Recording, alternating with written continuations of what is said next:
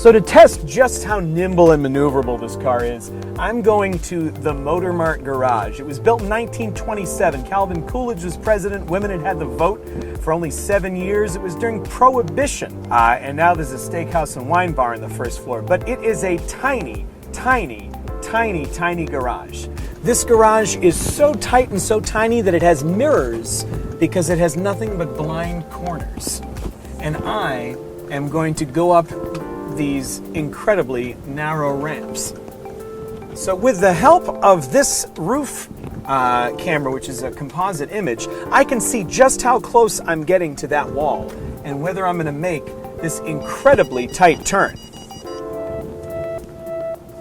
You see there's barely a foot on either side of me here, but I'm navigating it without having any sort of panic attack. And while I'd like to credit that to some fine therapist somewhere, unfortunately it's the engineers in Stuttgart who made this possible.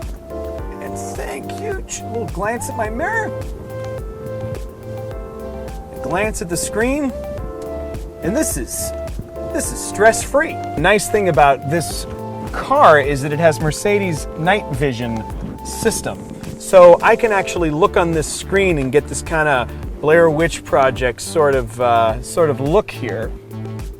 It is super creepy, but it can also show exactly how close I am to these poles. So now that I'm actually in the garage, I've found a space and I've got to park.